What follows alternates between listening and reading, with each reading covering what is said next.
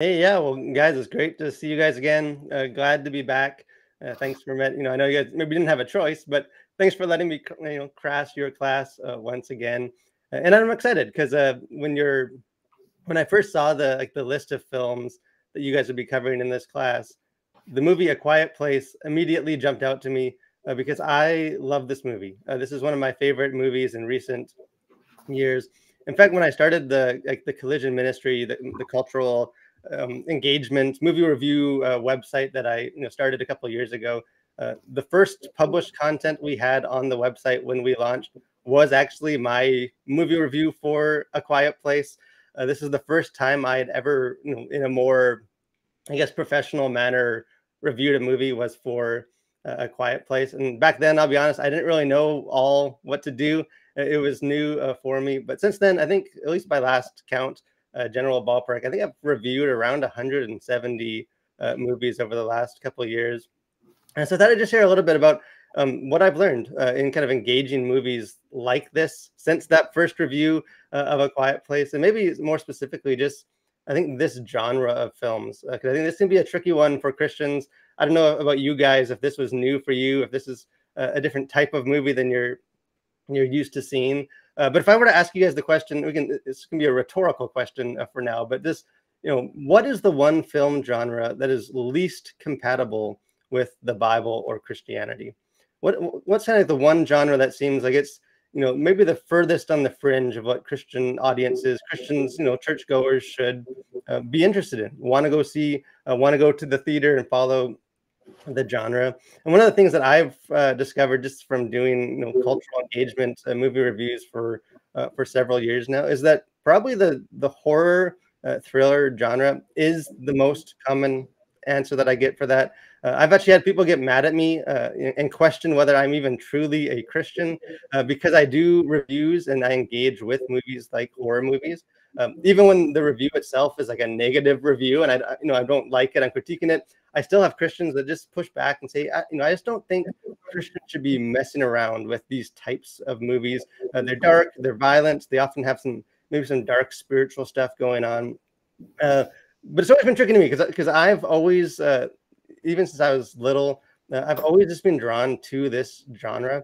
My favorite movie of all time is actually Jaws. I don't know if any of you guys are probably too young to have watched Jaws, the Steven Spielberg shark movie from back in the day, because I've always just found that there's something inspirational, almost like deeply spiritual about these types of movies, where you have just ordinary characters struggling for survival against this the terrifying forces of nature. And one of the interesting things too, if you study just a lot of what's going on in Hollywood, is that many like directors of horror movies are actually Christians, or else they at least like come out, their upbringing, they were raised in like a Christian household. But it's always just been a divisive genre for Christians. There's some that just don't want anything to do with these types of movies. And yet there's also those Christians that just have always been drawn to just the potential of the horror, the thriller genre. So I think we'll just share kind of three things I've learned for this genre of why I think it's a divisive genre, because it makes us uncomfortable, because it sort of unsettles us, it disturbs us. We don't always know what to do with it. But I also think just that as Christians, we just maybe haven't thought all that deeply about just how do we engage with a movie, a horror movie, a thriller movie, like A Quiet Place, from like a biblical perspective. So real quick, I just wanted to share, and then we can get into the discussion of it. But just kind of three questions that I ask, when I go to, I think I'm going to be reviewing a horror movie this weekend. So whenever I go to sort of a movie like this, a movie like A Quiet Place, there's really three questions that I kind of bring with me and that I try and ask and kind of measure each of these movies up against. And the first question is, does it glorify death or life? Or maybe a kind of a similar way to phrase that is, does it glorify darkness or light? Because I think a lot of Christians are, I think, uneasy about horror movies because they are dark and because they contain a lot of death. But the movies might not contain those elements all in the same way. Something you guys have probably already talked about in your class, but just the fact that something is in a movie is not the same thing as that movie endorsing that thing as a good, as a valuable, as something, to be affirmed. I think probably the easiest example of that is just like a war movie. Those movies can be very violent, but not in a way that encourages violence. It actually can encourage peace and kind of non-violence, just by showing how awful, how awful war can be, and the destructive, consequences of that. So when evaluating a movie like A Quiet Place, I always try and consider just, does this movie glorify life or does it glorify death? And kind of the easy way you can kind of tell, for a movie is just to ask yourself, who are you rooting for in this movie?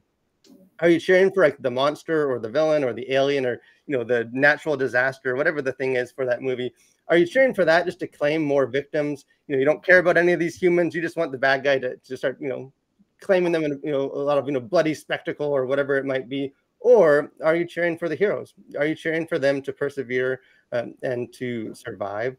And specifically for this movie, are you ever hoping in A Quiet Place, or are you ever, as you guys were watching this, were you ever hoping for the aliens to kill any of the members of the family? If you were, maybe don't admit that out loud. But I think this movie is a movie that has some tragic deaths, has some, I think, some serious consequences. It has some violence in it. But I actually think this is one of the most like pro-life movies that Hollywood has probably made in years. I think kind of a central theme in this movie is just about protecting life and just the importance of new life. The newborn baby in this film, even when it doesn't seem rational, it seems crazy to try and bring a newborn baby into that type of world. But this is a movie that just I think, despite having the backdrop of death, really affirms life. I think this, as Christians, if you, 1 John 1:7, where it says, Christians should live in the light. But I think sometimes like against like the backdrop of darkness, we're just able to see that light more clearly. Kind of the second question that I try and ask for these types of movies, just what emotions did this movie make me feel? I think any good movie should touch us at both like an intellectual, like in our head level, but then also just like at an emotional level.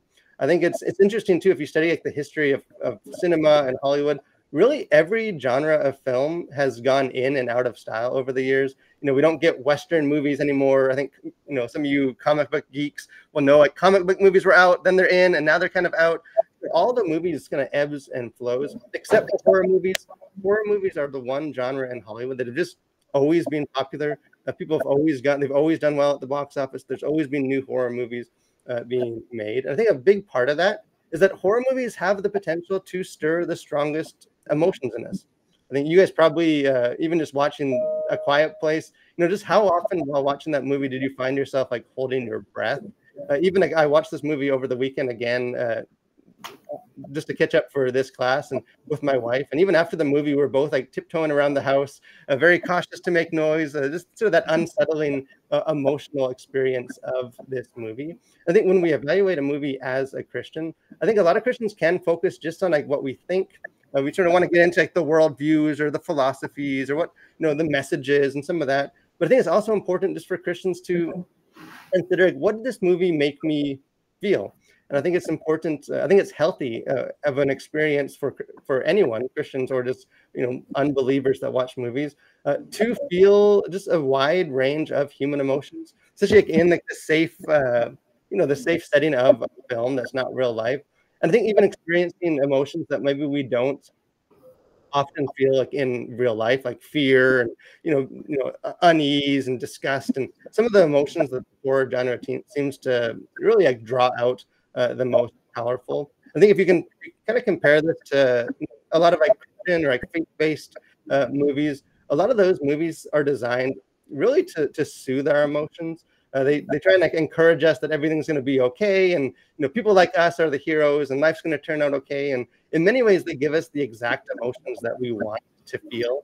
We want to feel good. And I think horror movies kind of do the opposite. They disturb us. They unsettle us. They kind of make us uncomfortable with the reality that we're not in control. I think that, especially for a Christian, can be a very powerful and I think just valuable thing to experience from time to time. Maybe the last question, then we'll move into so you guys have room or time to discuss the movie in your small group. But just the question of like, what deeper, what metaphors or deeper meanings are being explored in this film? I think that's one of the reasons why I've always loved this particular genre of movies, like the horror, the thriller, the monster movie. is because they often have like deeper layers. The kind of the longer you think about these types of movies, the more you realize that there's a lot going on beneath the surface. I think kind of on the surface, they may seem just like a fun, thrilling, and entertaining. You just see aliens take over the world. That's fun. That's spectacle. That's entertainment. But beneath the surface, they can also be filled with some very, I think, powerful metaphors and visuals. And I think the horror genre in particular has always been perhaps the most effective example of that, like of a tool for storytellers or audiences, just to wrestle with contemporary issues, to face fears, things that are going on in society. You can kind of wrestle with those through a metaphor in a horror movie. Kind of examples that come to mind for me is a lot of horror movies have a lot of perhaps demon possession, that whole genre of spiritual horror movies, and as a way for people to wrestle with the reality that there is a spiritual realm in our world. There is spiritual darkness, or something like Godzilla. I don't know if any Godzilla fans in the class, but has this famously always been a metaphor just for society to deal with the nuclear bomb, kind of that nuclear age, the destructive force that we've unleashed upon the world. And even like my favorite movie I mentioned was Jaws, which I don't know if any of you, I'm guessing probably maybe none of you have seen that movie. But very much like the central character in that film is a police officer. He's on an island and he's scared of the water. He's trying to protect people from the shark, but he's too scared to actually dip his toes into the water until by the end of the movie he's fully submerged, facing the shark head on. And just this metaphor of, if you want to protect people, if you want to kind of protect society, and sacrifice, you got to get wet. Yeah, you got to get into the water and actually confront those fears head on, which is maybe a good way to segue into the discussion of just what about A Quiet Place? Because this is a film, I won't necessarily share all the ones that I've picked up in this movie, but I think this movie, one of the reasons I love A Quiet Place so much is there's so much metaphors going on. There's so much deeper meanings beyond just the fun of watching aliens, just the way the movie deals with things like silence and the whole concept of this movie. There's a ton of metaphors. I think on the surface it is just a survival story, but maybe beneath the surface, what else could this film represent? So yeah, those are just three questions. There's other ways to engage a horror movie, but if you're not someone that typically watches and engages with these types of film, I encourage you guys, keep those three questions in mind, and as you're watching, just sort of keep those in the back of your mind.